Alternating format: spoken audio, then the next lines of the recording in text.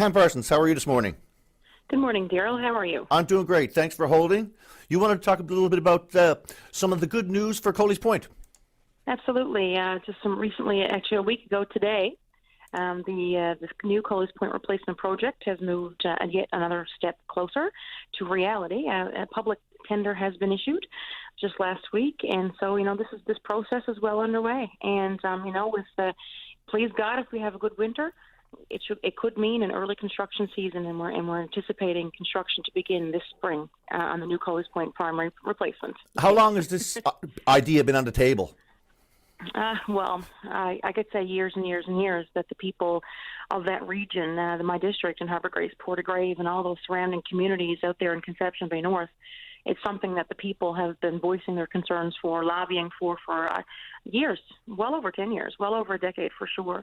And again, I'll just give a bit of history on that building. The building itself is over 65 years old, and we've got a fairly large student population out there at Coley's Point Primary, just over the 300 mark for sure.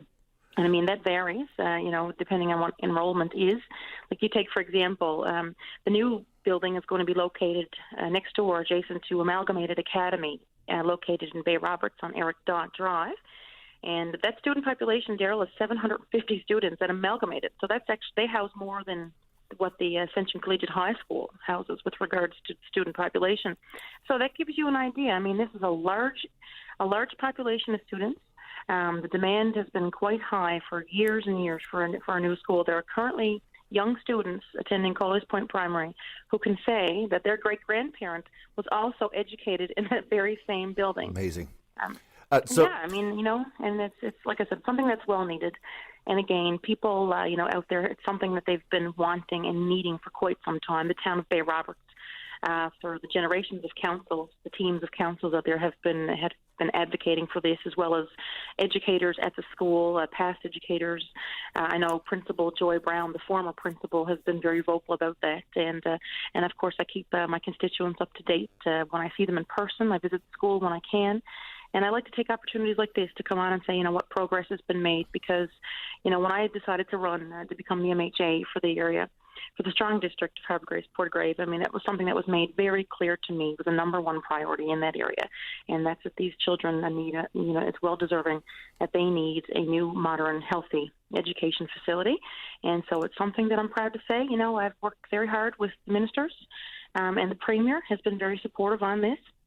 I had the Premier Ball visited Coley's Point Primary School with me just this past spring, and I took him right through the corridors and through the walls and to the classrooms. So you got to talk to the teachers and the staff and the students out there one on one. I mean, so he could see for himself. And I'm happy to say that it's our government that's going to bring this new Coley's Point school to this area. Now, there was a cabinet shuffle there last week sometime, and you got a new gig. Is that right? Yeah, I did. Yes, the Premier has appointed me to the deputy chair of committees. So that's, I guess, to put it in one way, it's kind of third in line to the Speaker's chair. So I'll get to do some work in the chair, and with the table clerks, the team there, the law team, that facilitate all the procedures throughout the House Assembly. So it will certainly be a new learning adventure for me, and I certainly look forward to it. And I graciously accept that, and I'll give it my best efforts. Absolutely.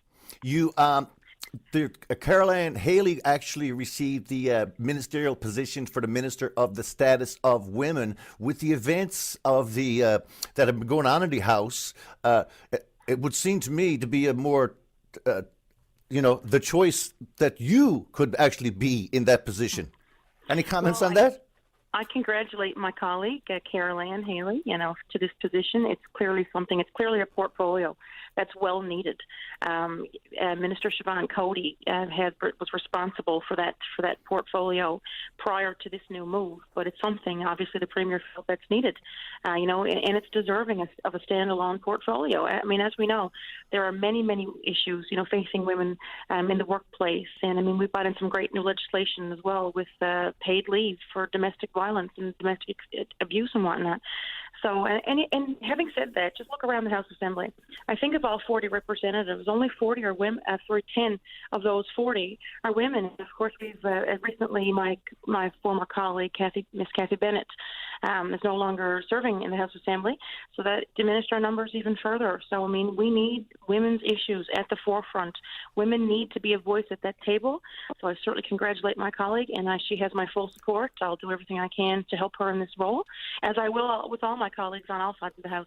There is a general consensus that it needed to have its own ministerial position because, I mean, Minister Cody, you know, with all due respect, was basically natural resources is enough to sock anybody in for business. So it's nice to, although she was able to, keep an eye on as her role as the Minister for the Status of Women.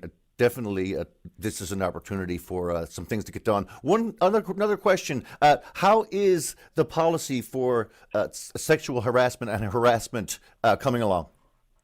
Well, currently there's an interim policy that was put in place this past spring, and there's new legislation that's coming that's not yet in place. What I can tell you is that I am a member of the Privileges and Elections Committee, and we have been tasked amid the activity that happened last spring in the House Assembly. We've been tasked with coming up and recommending a new policy with regards to bullying, intimidation, harassment that would be separate from the Code of Conduct, which currently there is none.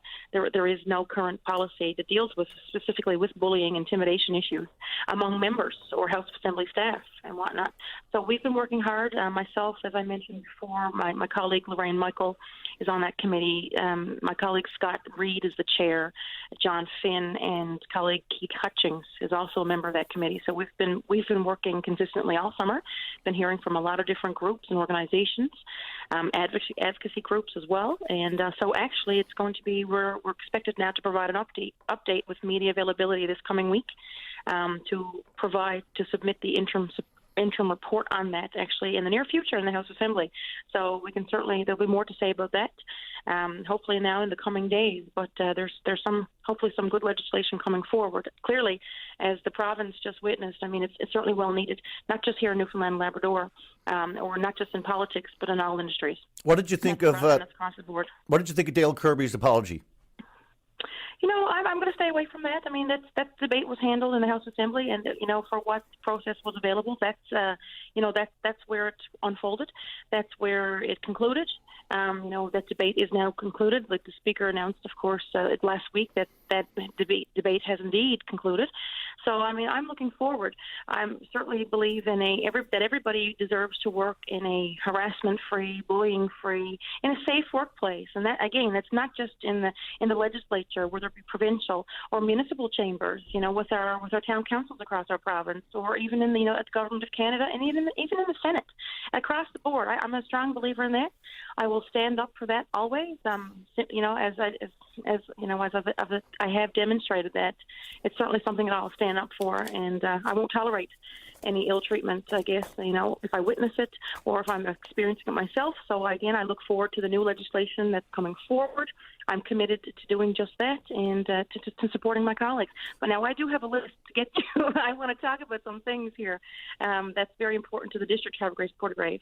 We did talk about Coley's Point Primary. That's great news. Again, let's see this process go forward. Minister has been very supportive. My neighbouring MHA, Steve Crocker, along with the Premier. So hopefully we'll get off to a good construction season now this coming spring for those young students and staff in that school community. Also, some big news for the community of Upper Island Cove. They've also been very vocal about the need for a medical unit fire truck in Upper Island Cove. That town, that department looks after Upper Island Cove residents as well as Bishop's Cove and Brian's Cove. And happy to say, last year we announced that new rescue vehicle, and that's coming along now at any time, I'm told. So we're hoping, and I know the town is hoping, and I mean, those volunteers, they're really looking forward to this, and they've done a lot of great work in the community. They continue to, and they've advocated for this. So we're hoping to have that brand new vehicle. Please God for the Santa Claus parade coming this season. So, good stuff. And I've said to the fire chief, Harvey Mercer, if we get that truck for that vehicle, I'd love to ride along in the truck for the parade. So we'll hope that comes very soon. The chance to honk on a fire truck horn, awesome. Pam Parsons, thanks for this. Deserving. Okay, thank you very much. Okay. Take care. Bye bye.